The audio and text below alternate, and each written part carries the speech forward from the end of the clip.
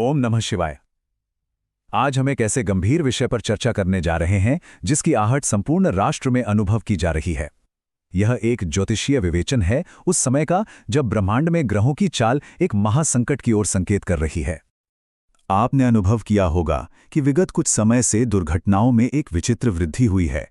सड़कों पर, समाज में, यहाँ तक कि घरों में भी एक तनाव और असहिष्णुता का वातावरण बन रहा है। ऐसा प्रतीत होता है मानो हर स्थान पर क्रोध और संघर्ष ने अपना स्थान बना लिया है। आखिर इसका कारण क्या है? इन समस्त घटनाओं का जो मूल है वो लौकिक नहीं अपितु अलौकिक है। इसका रहस्य आकाश में ग्रहों की उस चाल में छिपा है जिसे हमारे दिव्य दृष्टा ऋषियों ने सहस्त्रों वर्ष पूर्व ही समझ लिया था। आज हम उसी ज्योतिषीय रहस्य से पर्दा उठाएंगे।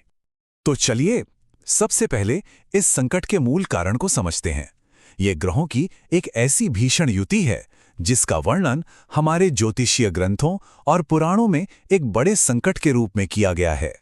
पंचांग की गणना के अनुसार लगभग 16 नवंबर को ग्रहों के राजा सूर्य अपनी सबसे निर्बल अवस्था यानी अपनी नीच राशि तुला से निकलकर सेनापति मंगल की राशि वृश्चिक में प्रवेश करेंगे। ये वो महत्वपूर्ण घड़ी है जब दो महाउग्र ग्रहों का मिलन होगा, जो एक अत्यंत शक्तिशाली और विस्फोटक योग को जन्म देगा।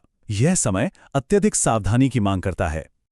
इन दो ग्रहों के स्वभाव को समझना बहुत आवश्यक है। एक ओर है मंगल, जिन्हें ज्योतिष में दुर्घटना, क्रोध, अग्नि और रक्तपात का कारक माना गया है, और वो अपनी ही राशि वृश्चिक में होकर प्रचंड बलशाली हो जाते हैं। और दूसरी ओर है सूर्य, जो शासन, सत्ता और अधिकार के प्रतीक हैं। सोचिए, जब दो अग्नि तत्व के ग्रह एक साथ आएंगे तो कैसी विस्फोटक ऊर्जा उत्पन्न होगी। हमारे ज्योतिषीय ग्रंथ स्पष्ट बताते हैं कि जब भी आकाश में ऐसी युति बनती है तो पृथ्वी पर इसके गंभीर परिणाम दिखते हैं। सड़कों पर दुर्घटनाओं की संख्या बढ़ जाती है, लोगों के भीतर धैर्य समाप्त हो जाता है और वे छोटी छोटी बातों पर लड़ने लगते हैं। शासन, प्रशासन, सेना और जनता के बीच संघर्ष की स्थिति बन सकती है, जिससे समाज में एक अराजकता का वातावरण उत्पन्न होने की आशंका रहती है। परंतु ये संकट केवल मंगल और सूर्य के क्रोध तक ही सीमित नहीं है। एक और ग्रह है जो इस अग्नि में घी का काम कर रहा है, जो बुद्धि पर भ्रम की एक मायावी छाया डाल रहा है। ये है बुध का वक्री होना। जब बुद्धि और वाणी का ग्रह बुध वक्री होता है, यानी पृथ्वी से देखने पर पीछे की ओर चलता हुआ प्रतीत होता है, तो ऋषियों ने इसे बुद्धि के भ्रम का काल कहा है। इस समय संवाद में भारी गलतफहमियां होती हैं और निर्णय लेने की क्षमता क्षीण हो जाती है। इस काल में की गई एक छोटी सी भूल भी एक बड़े अनर्थ का कारण बन सकती है। अब यह समझना आवश्यक है कि इन ग्रहों का प्रभाव केवल व्यक्ति के जीवन पर नहीं, अपितु संपूर्ण राष्ट्र की सुरक्षा और स्थिरता पर भी पड़ता है। हमारे पुराणों में यह स्पष्ट वर्णित है कि जब भी क्रूर ग्रहों का ऐसा सहयोग बनता है तो ये राष्ट्र की सुरक्षा के लिए एक बड़ी चुनौती बनकर उभरता है। सीमाओं पर तनाव बढ़ सकता है और देश के भीतर भी अस्थिरता का वातावरण बनने की आशंका रहती है।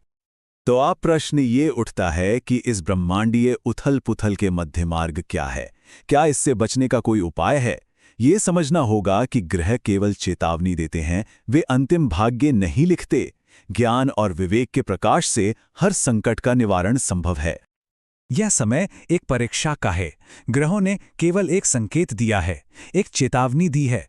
यह समय है अत्यंत सचेत रहने का, अपने विवेक को जागृत रखने का और हर परिस्थिति में धैर्य धारण करने का।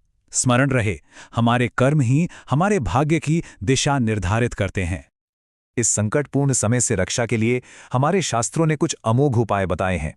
मंगल के उग्र प्रभाव को शांत करने के लिए प्रतिदिन हनुमान चालीसा का पाठ एक अभेद्य कवच का कार्य करता है।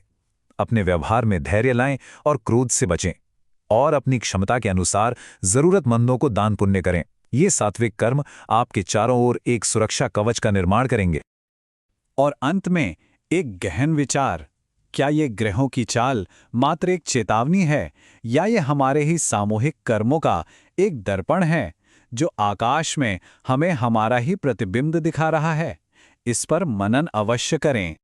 यदि कोई ये जानना चाहता है कि इस ग्रह गोचर का उनकी अपनी राशि पर क्या विशेष प्रभाव पड़ेगा, तो वे अपना प्रश्न टिप्पणी में पूछ सकते हैं। दिव्य ज्ञान की इस यात्रा में हमारे साथ जुड़े रहने के लिए एस्ट्रोलाइट चैनल को सब्सक्राइब करें और घंटी का चिन्ह अवश्य दबाएं, ताकि हर महत्वपूर्ण ज्योतिषीय चेतावनी सबसे पहले आप तक पहुंच सके। प्रभु सबका कल्याण करे।